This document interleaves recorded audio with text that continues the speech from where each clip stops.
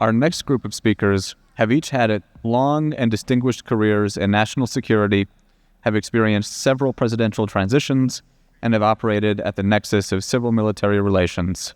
Please join me in welcoming the 19th Chairman of the Joint Chiefs of Staff, General Joe Dunford, the Honorable Michèle Flournoy, co-founder and managing partner of West Exec Advisors and former Undersecretary of Defense for Policy, and the Honorable Elissa Slotkin, United States Representative representing Michigan's 7th District.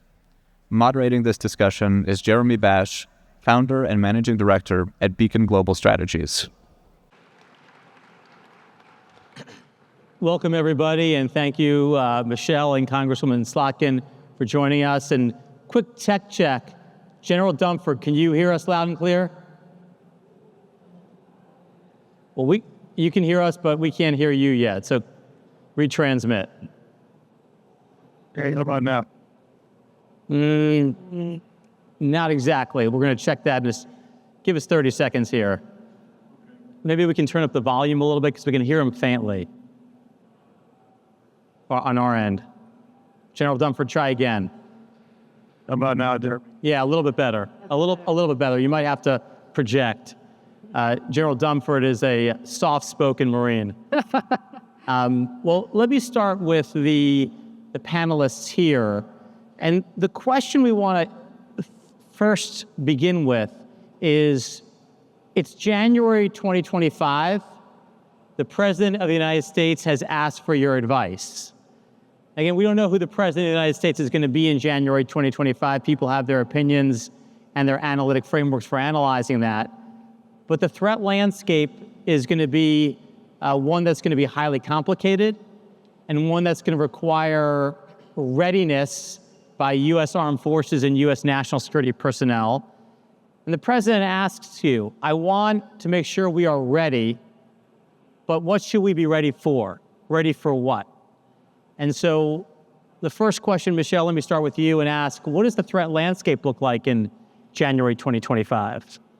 Well, I think the threat landscape then will look a lot like it looks today, which is extremely volatile and with many different threats challenging the United States and its allies. So I think we're likely to have a continuation of the Russia-Ukraine war. We don't know if it will be stalemated or a better or worse situation than it is today. I think we will still have tensions in the Middle East, whether hopefully the Gaza war will be ended by then and we will be in a new chapter. But I think the fundamental tensions that gave rise to that conflict, and particularly the tensions that Iran has fomented using its various proxies, that will persist. And I think that one of the key areas of focus will have to be bolstering deterrence of China and trying to convince President Xi that any use of force to pursue his objectives, such as reintegration of Taiwan, would be unsuccessful. And so, by the way, there are challenges like nonproliferation and dealing with terrorism and other things that will persist. So I think, I would say to the President, look, U.S. leadership is critical. Investing in our alliances and partnerships is critical. Investing in the drivers of our own competitiveness is critical. And figuring out how to accelerate the adoption of disruptive technologies into the military will be key to keeping our edge and ensuring that we are able to deter a great power war in the future.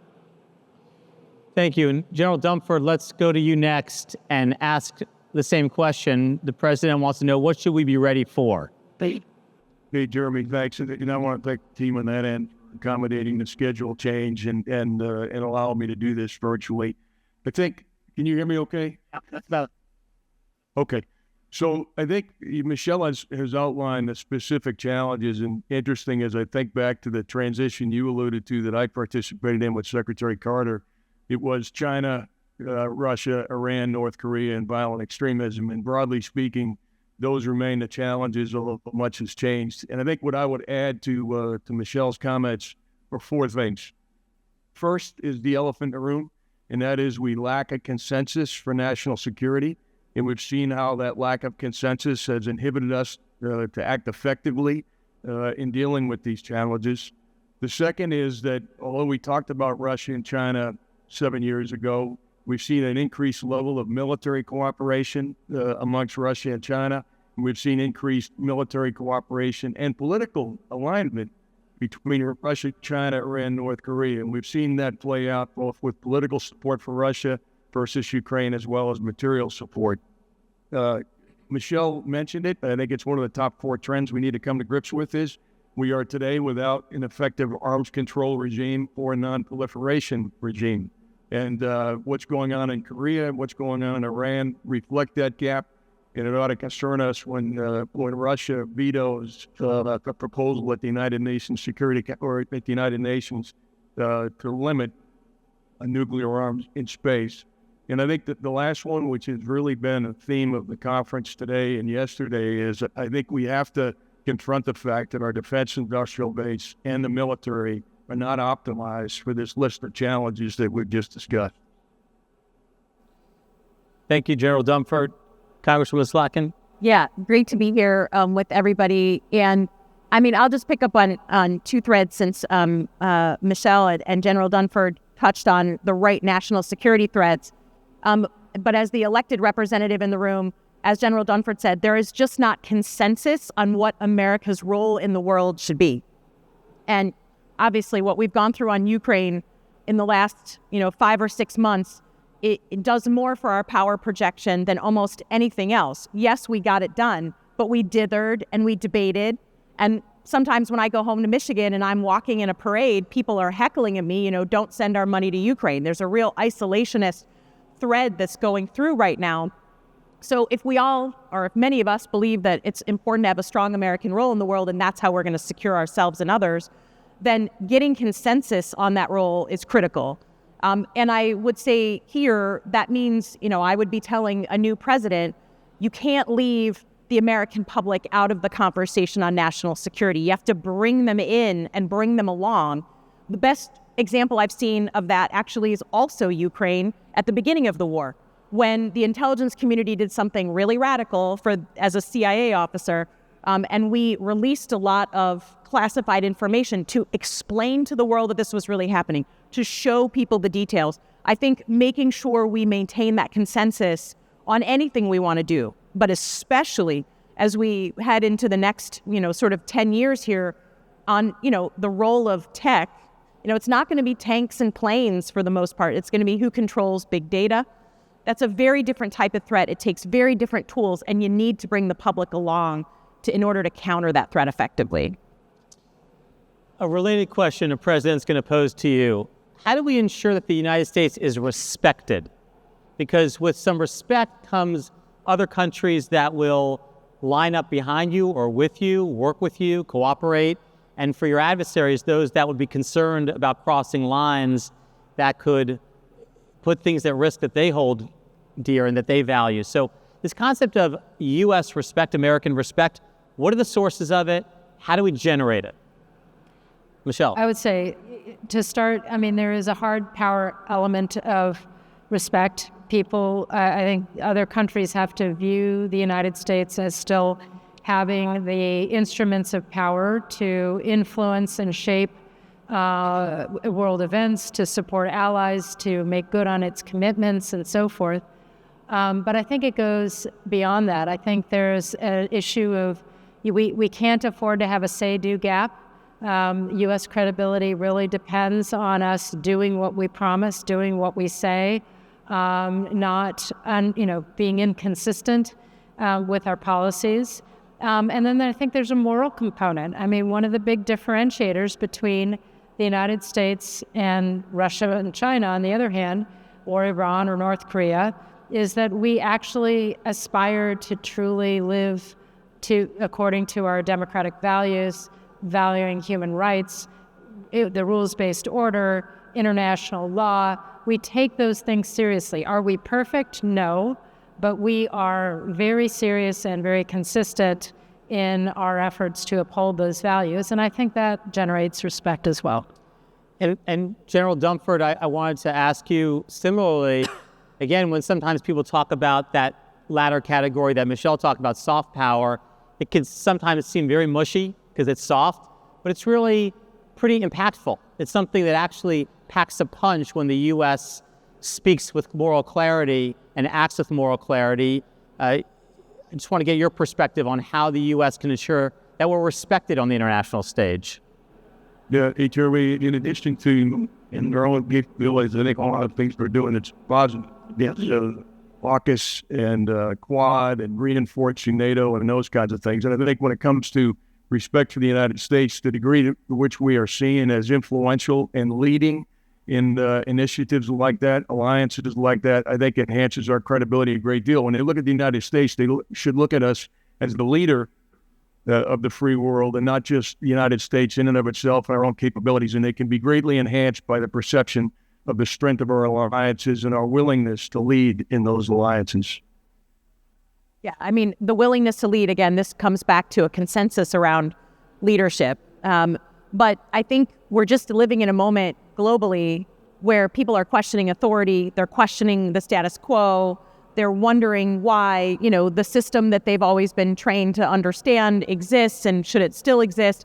And I think we need to make sure we understand that it's what we do, not what we say. People have sort of become very cynical about what any authority says, but that just because we've been the superpower and the dominant player for so many years does not guarantee that we will be into the future. And I think a lot of our allies and adversaries are can sort of feel that it's not something they can take for granted.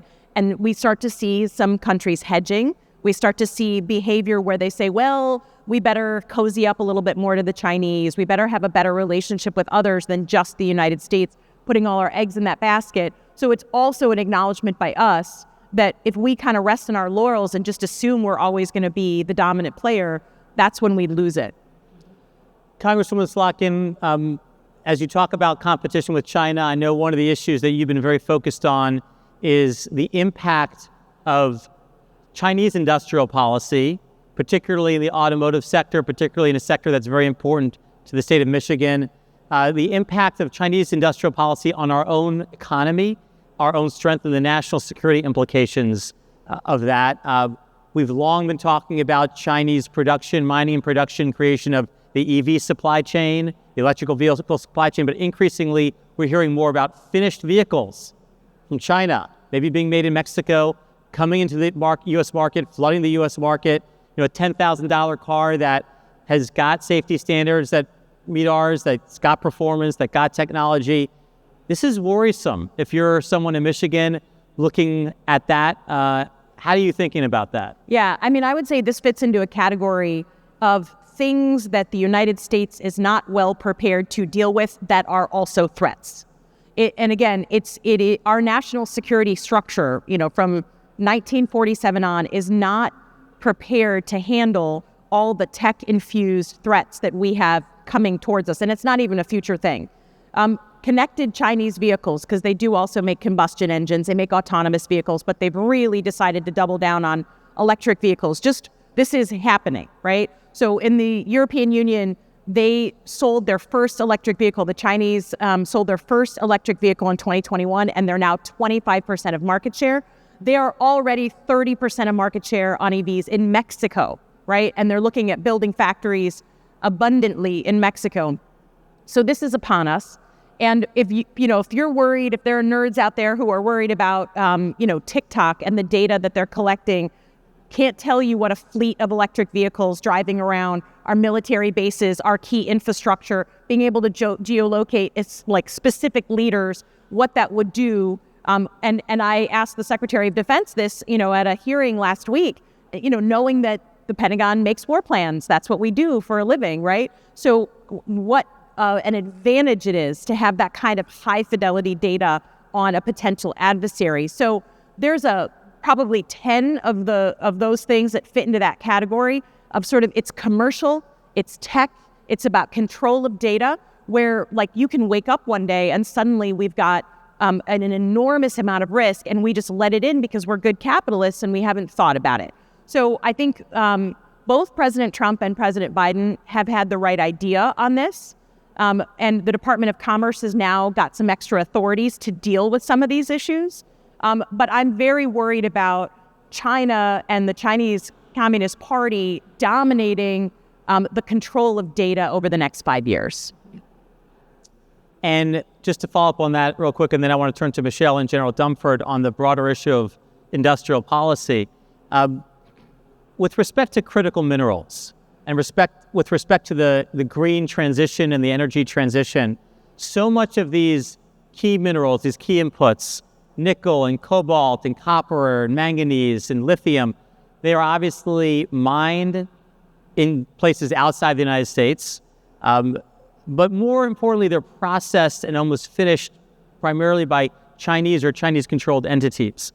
How do we deal with this? Because if we find ourselves subject to a supply chain chokehold in a contingency situation with China, and they've got the supply chains for all of our electric vehicle batteries, I think you can kiss our transition goodbye. Yeah, I mean, I think, first of all, we have to remember that as interested as many of us are on lowering fossil fuels and transitioning to EVs, some of the environmental practices that are getting us to those batteries, to those finished products, to the mining, is not what I would fit into the category of good environmentalists, right? And I think we have to acknowledge, right, first part of getting better is acknowledging you have a problem. They do dominate the supply chain. They dominate the supply chain on EVs, on battery technology, on energy storage. They're in every municipality in the United States right now on energy storage. And I think that the way that you deal with that is you have to put pressure, particularly on the Defense Department and others who are interested in this technology as a consumer, in diversifying our supply chain out of China. We can't be dependent single source to China on all these things. We have to create a market by the Defense Department and others having to buy American on some of this stuff. And then we got to be honest, in the United States, in Michigan, we have some mining. Our mining practices are going to be 20 times cleaner than anything that goes on in these other countries. And we can't shy away from the diversification in our own country of that supply chain. Michèle, how do you think about this through a national security lens in terms of Chinese technologies that compete and in some cases could displace American technologies, and sort of the solution set that would be arrayed in front of a new administration next year? Look, I think we have to kind of rethink industrial policy. It's been a nasty word in our politics for many years. But the truth is we're in a very different situation where we're competing with a power that uses massive state subsidies, dumping of materials at lower prices designed to take market share, et cetera. And so I think we have to look at it through a fresh lens. That said, we cannot compete with the Belt and Road Initiative every single place where China is invested. We can't do it across the board. So this requires some real strategy to decide what is most essential to our national security, what is essential to keeping the American economy competitive globally, what is essential to protecting our citizens in terms of their data and their privacy, and picking our battles, and then using federal policy and state policy to create the incentives that draw private capital. It's not going. Our federal budget is never going to be adequate to the task, but we can use policy to create incentives to draw capital into areas of investment that are absolutely critical to our competitiveness. And I think the Biden administration is with the CHIPS Act, it's a start. IRA is another effort in this regard. I think we need to think this through and have these conversations to build more of a bipartisan consensus around this. I do think the China threat is one of the areas where there's more consensus than not, and there's an opportunity to try to get bipartisan support for some longer-term policies that will keep us competitive. General Dunford, question to you. You referenced alignment of the defense industrial base and our national security priorities as one of your top 4 issues facing the next president. What are some of your thoughts about the best ways to effectuate that alignment? Hey, thanks, Jeremy. And I think the Congresswoman and Michèle, addressed the supply chain issue, the resilience of the supply chain issue, and making sure we have policies in place that give us access to the capabilities we need, the minerals we need, and those kind of things. But another issue that we haven't talked about would be mobilization in the 21st century. And I think, we all can look back at World War II and say that it was a relationship between industry and the department and our ability to leverage industry that allowed us to win World War II. And I think imagining what mobilization would look like in the 21st century and imagining what the relationships between the department and industry would be is even more important than it was, in the 1940s. And so I think some effective policies that allow us to imagine how we will scale capability development in time of war is really important and something we haven't spent a lot of time thinking about. One of the things that I remember Ash Carter used to say is, he said, we don't make a darn thing in the Pentagon. We don't make a bullet, we don't make a pencil. We buy everything from the private sector. And I've always thought about that comment because it really requires unprecedented cooperation. It requires patriotism by American companies, American business leaders. And Michèle, I know you talk very frequently to business leaders. And how are you assessing the mood of business leaders to work cooperatively with the U.S. on hard national security problems?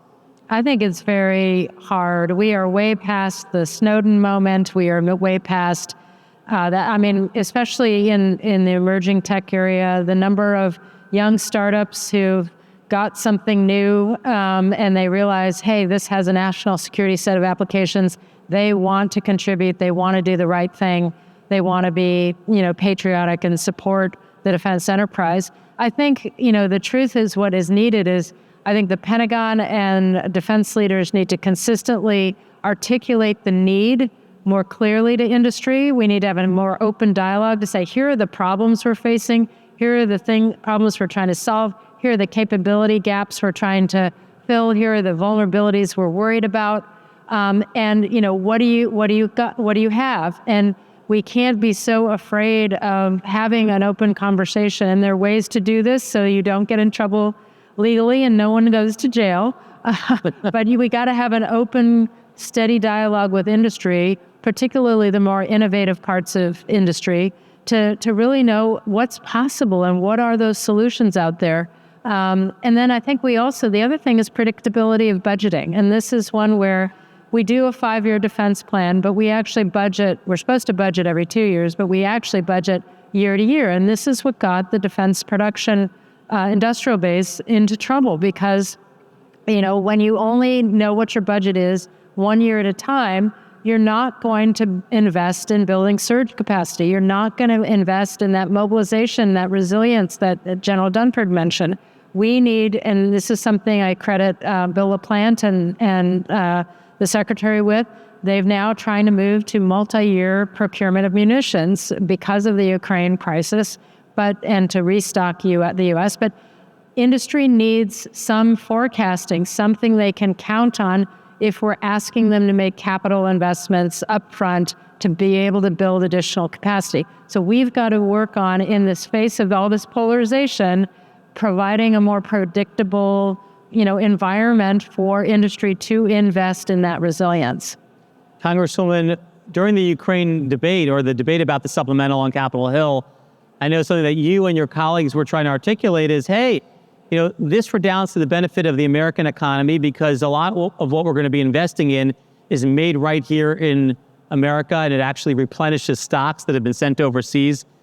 How did that argument go? Like, what are you hearing when you talk to people, engaged with people about the industrial-based challenges? I mean, what I hear is kind of whoever got first out with their talking points wins, right? And so when we were coming in and saying, guys, you're resistant to a bill that's going to actually replenish our stockpile, our stores, it's to our benefit.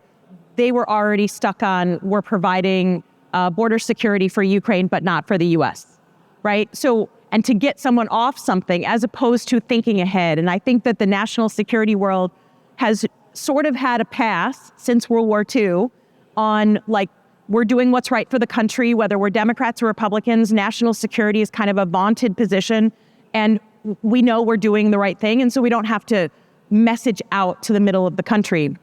And I just don't think we have the benefit of that era anymore. And so once a talking point is set in, it's very hard to undo. And even for my peers on the Armed Services Committee, who I know deeply believe in, sort of that peace through strength, Reagan approach to U.S. leadership, once their public got set in that, more money for Ukraine was bad, it was, you could see them twisting themselves in pretzels in order to say that they were against it, but for it, but against it. So that bringing people along, if we had said that from the beginning, if we had said we need another supplemental, but the actual 60% of the money for Ukraine is for the United States, I think we would have been in a very different place. I want to stay on Ukraine for 1 minute because I think this may be an area where there's the most lack of consensus, if I could use a double negative.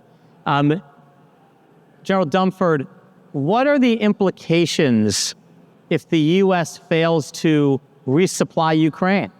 If we send a signal or transmit a signal to the Ukrainians and frankly to the Russians and Europeans and the world that America's support for Ukraine is on the downswing, what happens?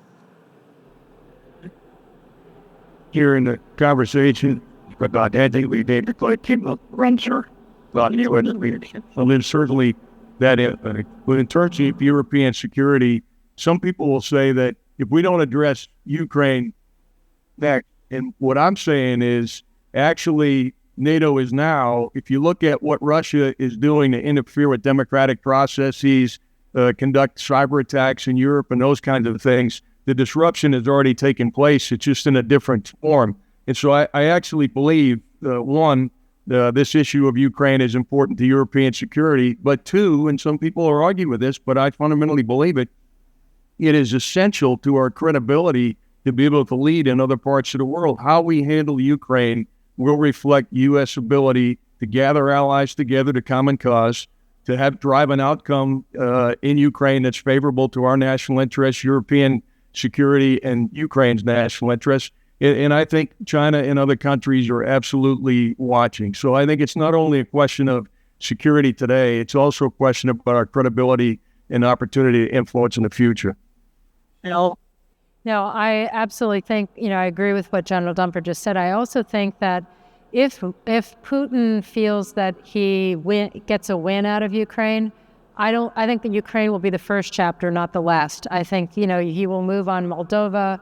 He may revisit Georgia. He will move. This will not be over. This will just be the beginning and the extension of a very bad nightmare period in Europe where Putin uses force to try to reestablish a sphere of influence in Europe.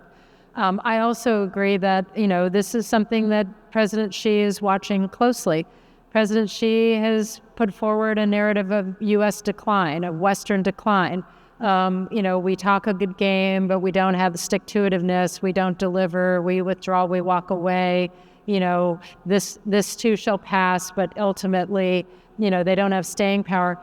I think it will not necessarily drive his decision, a future decision on Taiwan, but it will certainly be a factor. Did the alliance hold together? Did we stop the aggression and prevent its success? That will be a huge point of consideration for him at some future date, if and when he is contemplating the use of force against Taiwan or somewhere else in the region. And Congresswoman, we're going to be celebrating the 75th anniversary of NATO right here with the summit in Washington later this summer. President Biden will be hosting world leaders. What do you think is the most important message that can come out of that summit? Well, I think I think the average Michigander sort of knows very little about NATO. So if we're going to host it here and have it be a big anniversary, let's take the opportunity to broaden the aperture and explain what NATO is, right? I think a lot of people are like, if you ask my dad, who's in the hot dog business, what's NATO? Tell me your reaction in NATO. He would say, was really important in the Cold War, don't pay their bills. That would be his sort of two bumper stickers on it. And so how do we take that understanding and broaden it out? Now, I think the Ukraine crisis is an amazing example of the relevance of this alliance in the 21st century, right? And I think it's really done amazing things to put itself on the map again. But it means we have to explain this. And we also have to explain that people are carrying their weight, right, for the most part. Those who aren't. but those who are carrying their weight, and we need to explain that to people. But I also think, to the point that both General Dunford made and Michèle made, I went through that process in Michigan of saying, if we don't stop Putin now, we're going to deal with it. We're going to be dealing with a much bigger problem later. Follow that thread out for all the national security folks, right?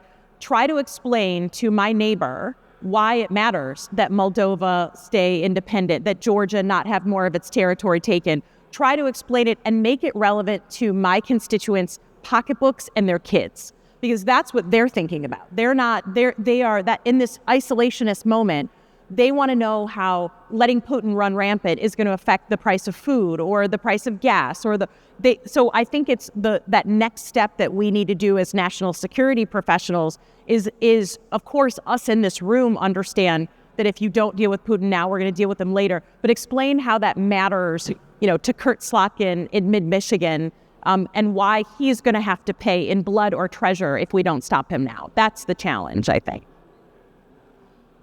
Michèle, General Dunford, do you have any quick reaction to just a statement about our values or democracy or our security? If Congresswoman Slotkin invited you to her district and put you on the spot. Hey, Jeremy, I would just add one thing, because it made a lot of sense when it happened. When the Secretary General came to Congressman Slotkin might remember this line, because as she was speaking about it, I thought about it. How do you put this in terms that everyone can understand? Secretary General said to Congress, hey, it's good to have friends.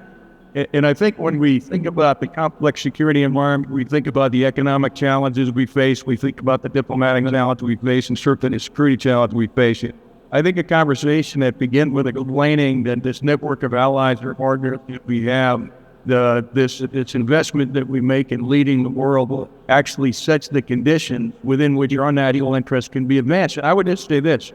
There's a reason that we have been in the most economically prosperous, the most secure, the most politically influential country over the last 8 decades. It's been the investment that we've made. And that, until very recently, resulted in a quality of life that people are comfortable with. And I think that all we have to do really is not walk away from it, but identify where we're currently falling short of the mark and get back to the type of leadership that majority of those 8 decades that gave us the outcomes that American people could understand in places like Michigan. I also think, you can harken back to history and just say, when we tried to take an isolationist stand and hope that Europe's problems would remain Europe's problems and Asia's problems would remain Asia's problems, didn't work out so well. And eventually we entered into a war, with much higher cost for all, and there's a lesson in that. But I also think that many Americans don't understand how dependent their own jobs and livelihoods are on international trade. Europe is a huge international trading partner for us. Asia, we can have enormous trading relationships with Asia, and it's not all to our detriment, as President Trump would have us believe. Oh, there's this trade imbalance, that trade imbalance.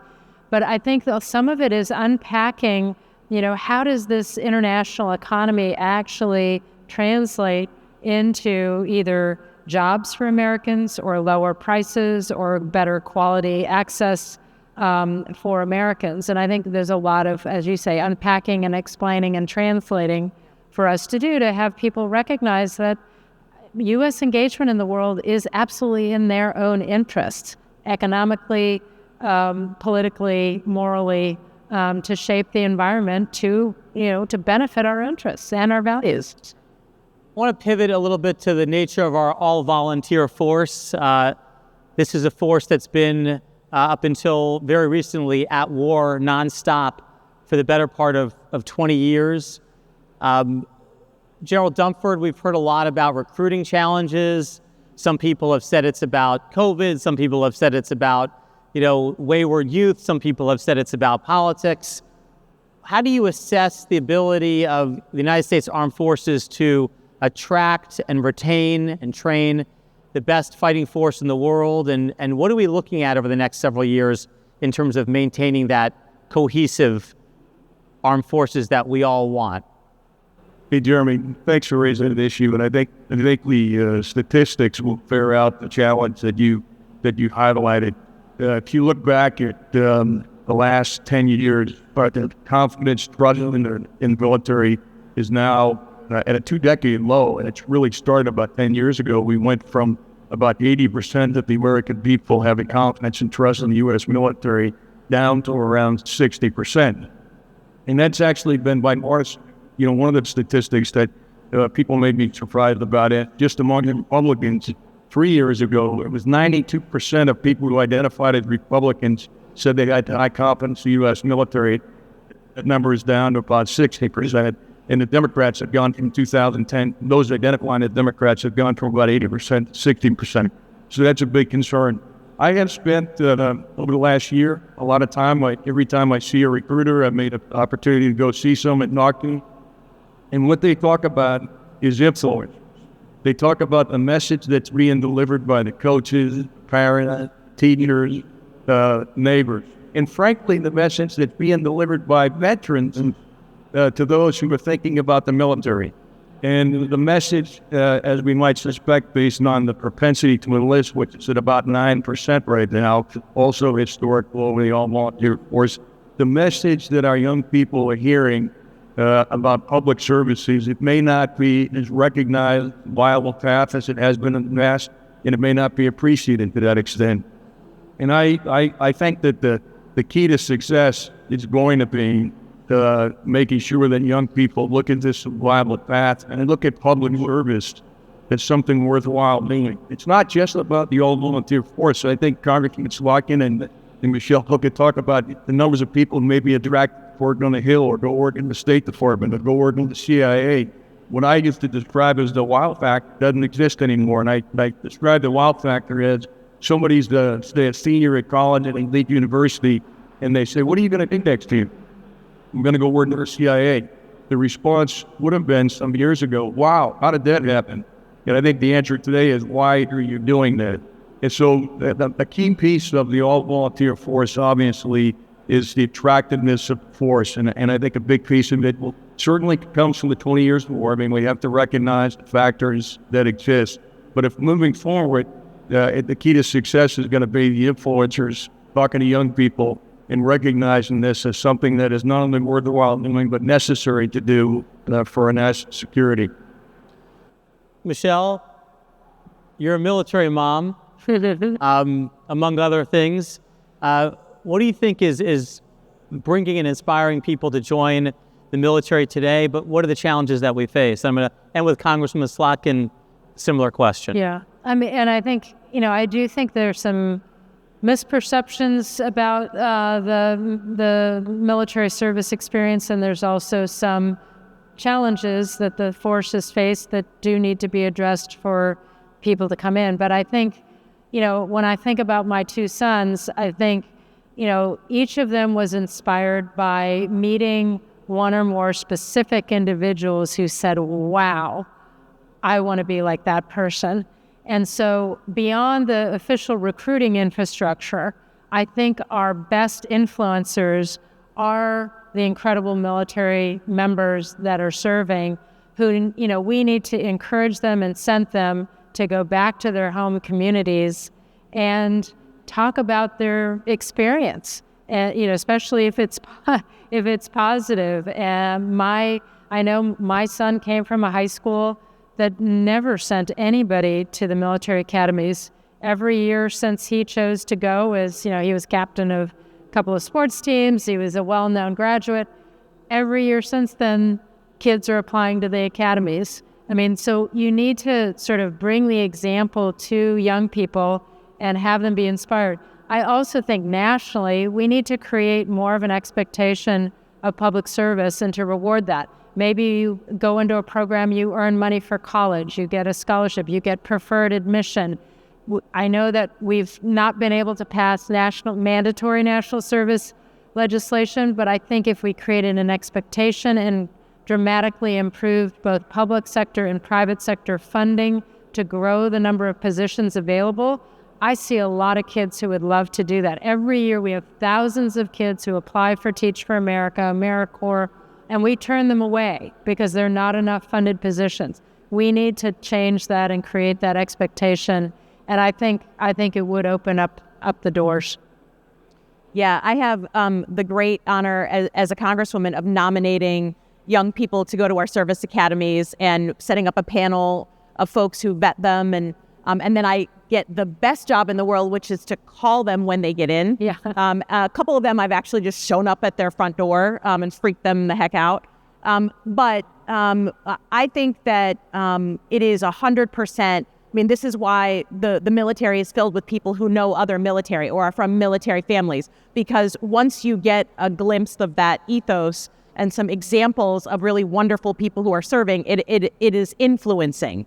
And so we've tried to just elevate the role. We just had last week our big ceremony for everyone who got into the service academies. Bring all, your whole family, bring your teachers, your mentors, your coaches, and have a ceremony with the Adjutant General in Michigan to show them what it's like to be in this family, and that there is no better leadership training in the world, whatever you want to do, whether you want to stay in your whole life or just stay in your 5 years. But I think, I think just changing up that sort of awareness of what it's like, I think is very important.